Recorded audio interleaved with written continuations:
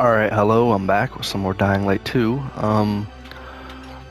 If the audio sounds a little different than any of my previous videos, it's because I am not at home where I typically record, and I have a different mic. But yes, I have a different mic, and I'm not where I typically record, so there might be some background noise in this video. Sorry for that. I would show the new Winter Tales or Christmas events going on for Dying Light, but I'm not going to do that this video. I might do that another one. But I'll just explain to you what's here right now. So you get a free bundle that's in the store, the Nutcracker. It's only a limited time only, so grab this as soon as you can. And you get Christmas sweets at Baka's shop, which is a new guy for the Winter Tales event that does stuff. You can get quests for him and things like that, presents, complete goals, and you can get new weapons, new gear type things like that, and probably fight Christmas-looking enemies according to that picture. It seems like a pretty cool event, so I'd definitely say check it out. It's active for quite a bit. This is the 5th of January, so you got time. This is definitely lots of time for you to check this thing out. It looks great, so hope you enjoy. Anybody who wants to try this, it seems like a fun event. I'm definitely going to check it out at some point, but not in this video. Alright. Okay, so today we are going to be doing a GRE anomaly, showcasing what those are like.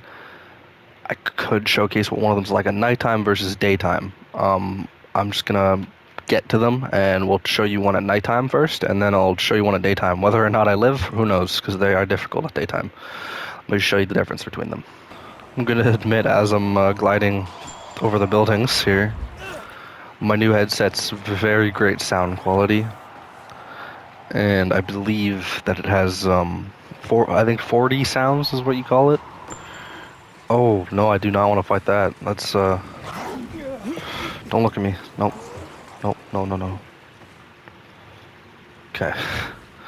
But yeah, so everything sounds a lot scarier, especially, oh, okay. Everything sounds a lot scarier, which is, different, because my other headset that I was using for quite a while to record only had one working earphone, but you know, you gotta use what you gotta use. Here we are, the GRE access key to open the building at the top. These are always kind of difficult to get in, because you gotta find a way to the roof, especially doing it at nighttime, because you can't see anything. Especially if you have my setting recommendations I put on. So if you come down here in the day, typically you're gonna see volatiles right here. I will show you that. Yeah, if you follow my settings I showed on one of my, probably my most popular video on my channel, that Dying Light 2 is a horror game, and you check out those settings, you can make your game a lot scarier. I was recommended multiple times to turn on motion blur, and you know, I kind of agree. I don't usually have motion blur on, I just didn't really notice it at the time. I probably said something about it, I wasn't paying attention. But field of view, I also got things about that. Personally, I think making the field of view higher kind of decreases the challenge and the scare point of the game, because you can see a lot more around you. I think it's cool if you're running and you trip over an obstacle you couldn't see, or which you can't actually trip, but you get caught on it. I think it's cool. It makes it more challenging, but that's just me. I don't see the point in upping the field of view, especially since it's the game's recommended field of view is already on. Why change its recommended? They did make the game. It doesn't say nothing about any other settings being recommended. It's just that one. Oh, I have it on hold, not tap. Oops. Sounds are so much scarier. See, I hate those guys. They're not volatiles. They're the hardcore infect. Oh, they're Christmas events. So everything's got Christmas zombies. So that's cool. Oh, other than them, of course. I still haven't figured out how to perfectly dodge their attacks. Okay, so these are pretty simple. You're literally just here to collect the GRE inhibitors. That's all you're here for.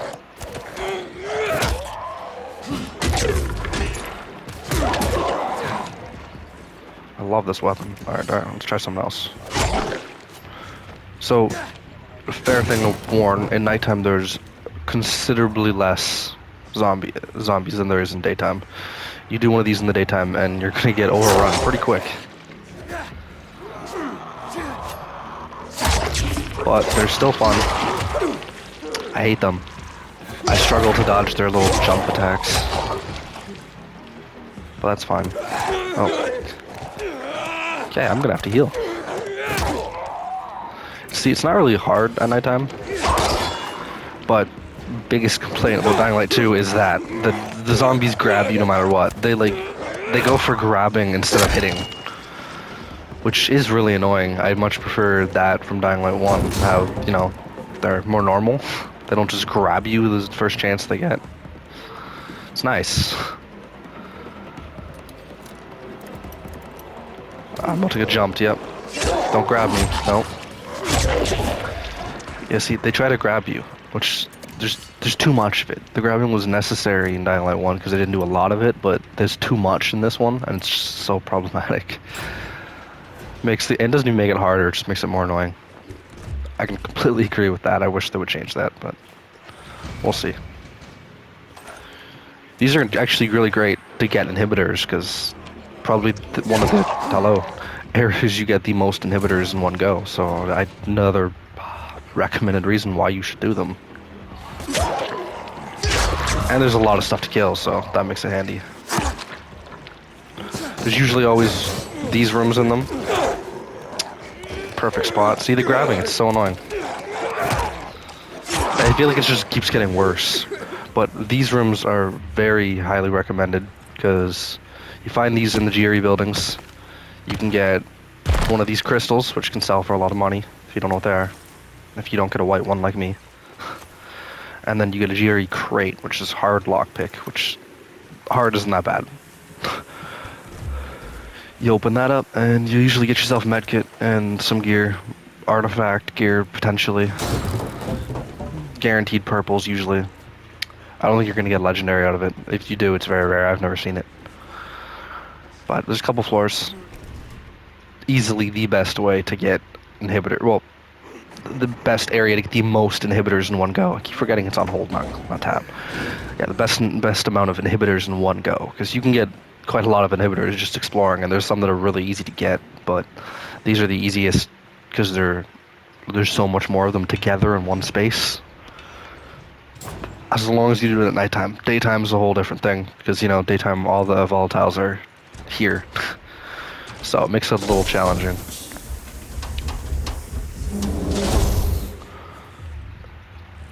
And you can, you know, use your thing, see where the inhibitors are.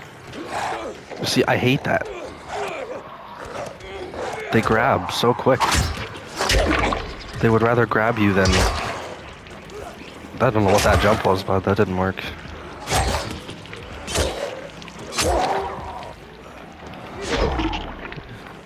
I figured doing more of these videos is a great idea, because people seem to like my Dying Light videos. Really? But...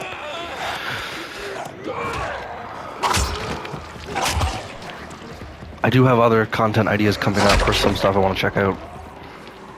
But some Dying Light stuff seemed fun, so...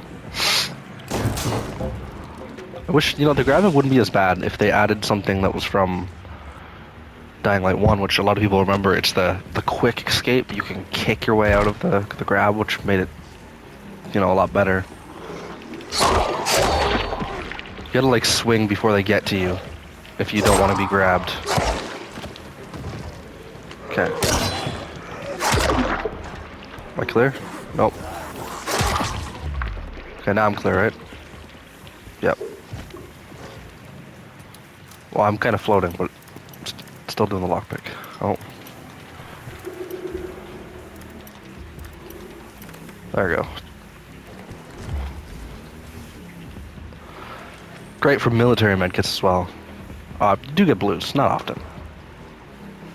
Just gotta be unlucky. If you're unlucky, you're gonna get some nice blues.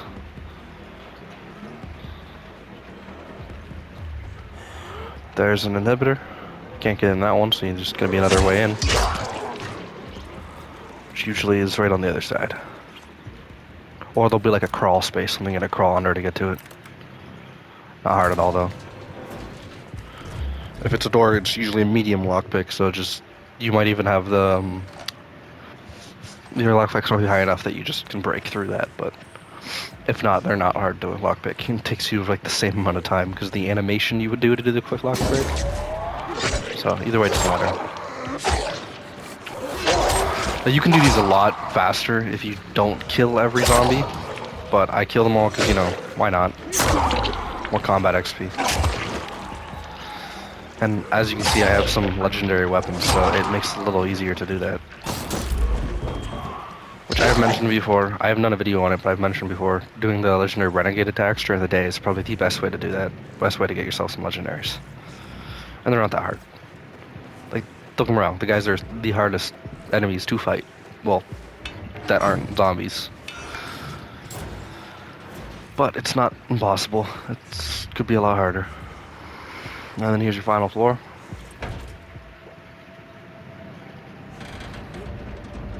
Probably should use an immunity booster before I go in here.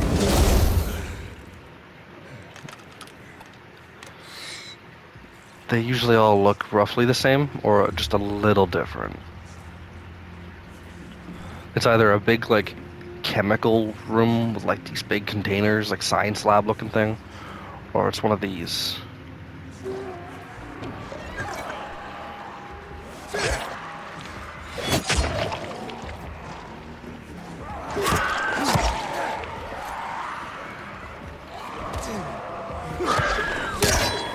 Clear the howlers as fast as you can, obviously.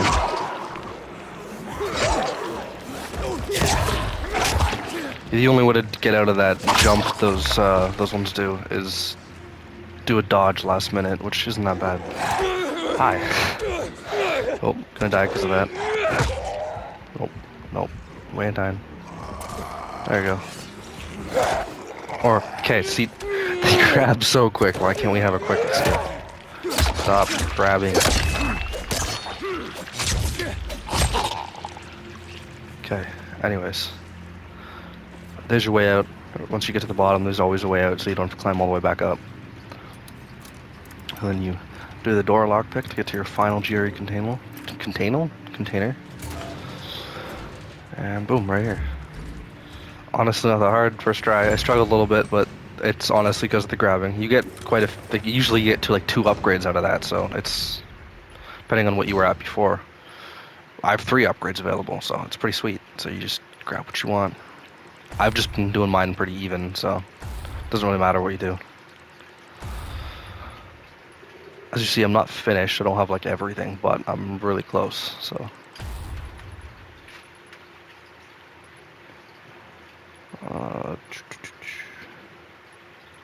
I'll do the landing jump, why not? Only 3 left and 4 left, okay. I'll have my seizure real quick.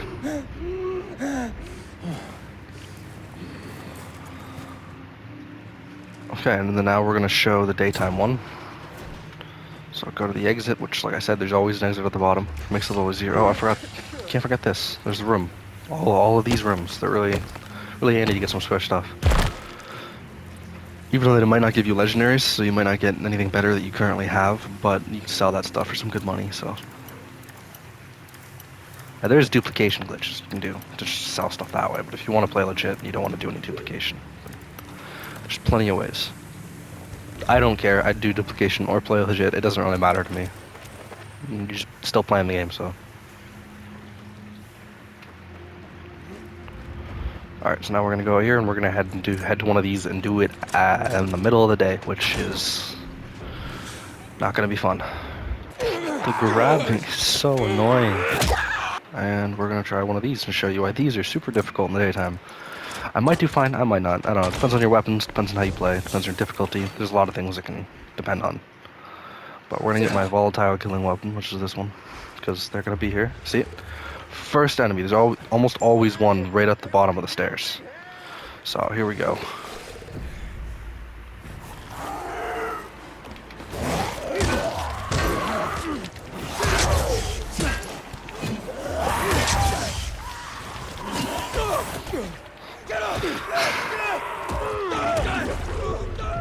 And that is what I mean.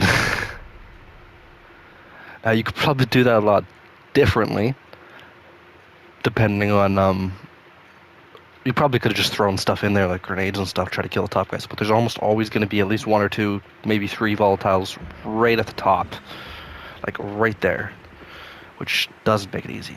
And then once you take out them, you get down and there's going to be another 3, 4, 5 volatiles in the next area. take up them, there's another 4 or 5 at the next, and at the very bottom there's a bunch, potentially howlers as well to alert them, and spitters. And then you got so many more actual, like more zombies in general, and then you got the faster infected ones that dive, and fighting all of that at once. If you don't go in there with the right setup or the right idea or right plan, you're gonna die. So just do them at daytime. But if you did know what to do and you made a plan ahead of time and you know how to handle that, you can go in there during the middle of the day and get a bunch of mutation samples and all that, and trophies or whatever, which is great. But if you're just doing it just to get them done and get the GRE stuff, then just do it at nighttime. It's so much easier. You don't have to deal with as many things. But that is the GRE quarantine buildings. Honestly, actually a pretty fun event in the game. I like them a lot better than the metro stations. Well, just yeah, a little fun, just like event challenge thing to do. There's quite a few of them. They're pretty fun. My favorite is the GRE anomalies, which I've done all of them already, so I can't really show those. But maybe I'll do a video on a new account just to show the GRE anomaly. But my favorite will be the quarantine buildings. I figured I would showcase all the different. Well, not my favorite. It's one of the ones I like, but I just figured I would show all the different events over time on Dying Light 2, just to people who haven't played the game or plan on buying it can see the type of stuff you get to do after you beat the game, because that's a big thing in games when you buy a game, beat it, and there's nothing left for you to do and it's no longer fun. There's quite a few things you can do after you beat the game, unless you do them during the game, but then it just makes your gameplay a lot longer, so it ends up kind of equaling out. But that's enough of me talking. Hope you enjoyed GRE quarantine buildings. There we go.